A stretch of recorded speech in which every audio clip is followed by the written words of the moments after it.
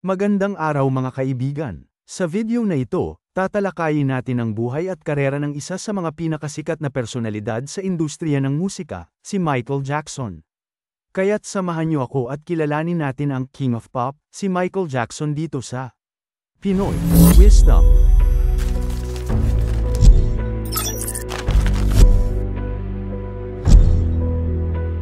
Si Michael Joseph Jackson ay isinilang noong ika-29 ng Agosto taong 1958 sa Gary, Indiana, USA.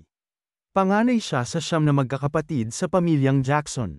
Maaga siyang nahubog sa musika dahil sa kanyang ama na si Joe Jackson, na mahilig sa musika at nagpatakbo ng isang maliit na banda. Sa murang edad na 5, naging miyembro si Michael ng Jackson 5, kasama ang kanyang mga kapatid na sina Jackie, Tito, Jermaine, at Marlon.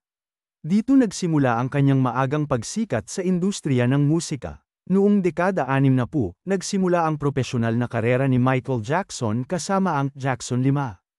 Ang kanilang unang mga hit songs tulad ng I Want You Back, ABC, at I'll Be There, ay nagdala sa kanila sa rurok ng kasikatan. Si Michael, bilang pangunahing bokalista, ay agad na nakilala dahil sa kanyang kakaibang boses at kahusayan sa pag-perform. Noong dekada 80, tuluyang namayagpag ang solo career ni Michael Jackson.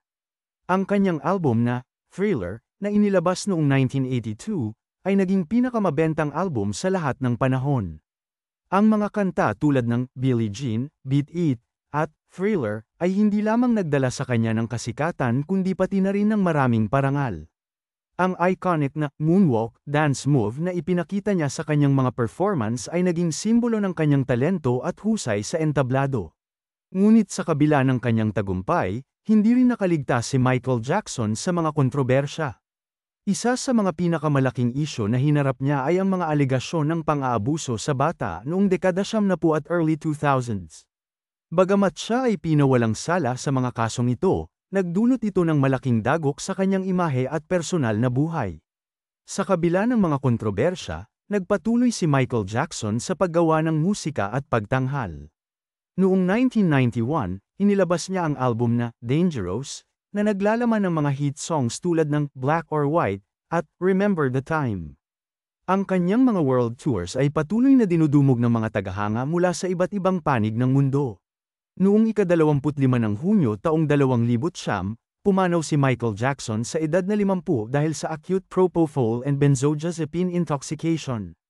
Sa kabila ng kanyang mga kontrobersya, ang kanyang kontribusyon sa musika at pop culture ay hindi matatawaran. Si Michael Jackson ay kinilala bilang isa sa pinakamagaling at pinakamaimpluwensyang artist sa kasaysayan ng musika. Ang kanyang mga kanta, dance moves, at legacy ay patuloy na nagbibigay inspirasyon sa maraming henerasyon ng mga artista at tagahanga. At diyan nagtatapos ang ating kwento tungkol kay Michael Jackson.